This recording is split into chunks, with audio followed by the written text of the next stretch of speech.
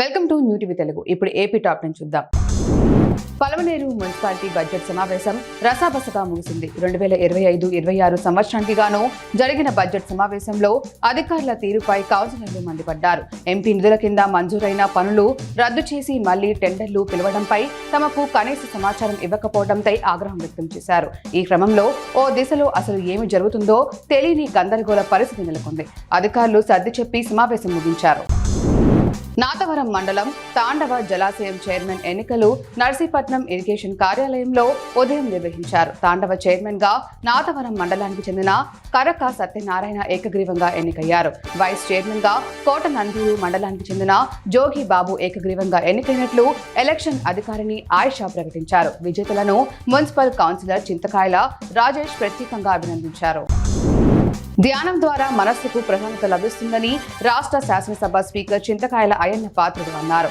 ప్రపంచ ధ్యాన దినోత్సవం సందర్భాన్ని పురస్కరించుకొని నర్సీపట్నంలో రామచంద్ర మిషన్ మరియు వాకర్స్ క్లబ్ ఏర్పాటు చేసిన కార్యక్రమంలో ఆయన ముఖ్య అతిథిగా పాల్గొన్నారు. ధ్యానం ప్రతిరోజు చేయాలన్నారు. ఇందుకోసం రోజు కొంత సమయాన్ని కేటాయించుకోవాలన్నారు. ఈ కార్యక్రమంలో మిషన్ ప్రతినిధి లక్ష్మయ్య పాల్గొన్నారు. దాచేపల్లి వద్ద అడ్డంకి నార్కెట్పల్లి హైవేపై గొర్రెల కాపర్లు వారి మద్దతుదారులు పెద్ద ఎత్తున రాస్తారోకో నిర్వహించారు. ట్రావెల్స్ బస్సు ఢీకొని వందలాది గొర్రెలు మృత్యువాత పడ్డాయి. గొర్రెల కాపర్లు గాయపడడంతో ఆసుపత్రికి తరలించారు. ఈ నేపథ్యంలో బస్సు డ్రైవర్ ఓనర్లు వెంటనే అరెస్టు చేయాలని, బాధితులకు నష్టపరిహారం చెల్లించాలని డిమాండ్ చేస్తూ రాస్తారోకో చేశారు.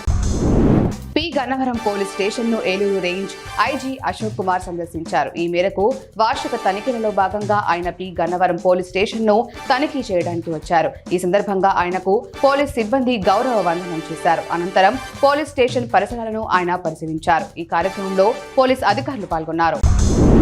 చిత్తూరు జిల్లా గంగాధర నెల్లూరు మండల తుంగుండ్ర పంచాయతీకి చెందిన ఆవల కొండలో తెల్లవారుజాము నుంచి స్థానిక సిఐ శ్రీనివాసంతి ఆధ్వర్యంలో కార్డన్ సర్చ్ నిర్వహించారు. ఈ సందర్భంగా భారీ ఎత్తున రికార్డులు లేని మోటార్ బైకులను స్వాధీనం చేసుకుని పోలీస్ స్టేషన్ కు తరలించారు. ఈ ప్రాంతంలో మోటార్ సైకిల్ తమిళనాడు, కర్ణాటకకు చెందినవిగా గుర్తించారు. మరిన్ని వివరాలు తెలియాల్సి ఉంది.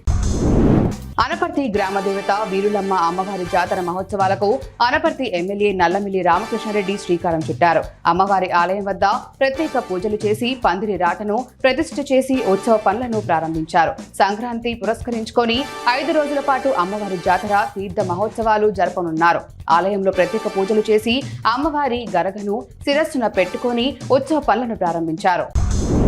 తిరుచానూరు శ్రీ పద్మావతి అమ్మవారిని జార్ఖండ్ ముఖ్యమంత్రి హేమంత్ సౌరేన్ కుటుంబ సమేతంగా దర్శించుకున్నారు. వారికి ఆలయం వద్ద deputy EO Govindarajan, AEO Devarajulu ఆలయ మర్యాదలతో స్వాగతం పలికి దర్శనం ఏర్పాటు చేశారు. అమ్మవారి కుంకుమార్చన సేవలో పాల్గొన్న వారికి ఆలయ అధికారులు అమ్మవారి తీర్థ ప్రసాదాలు అందజేశారు.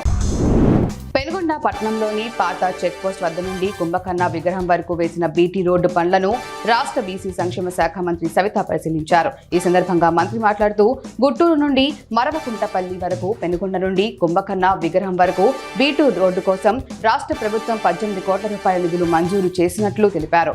గతంలో ఈ రోడ్డు గుంతలు మయంగా మారడంతో ప్రజలు ఇబ్బందులు పడ్డారని తెలిపారు.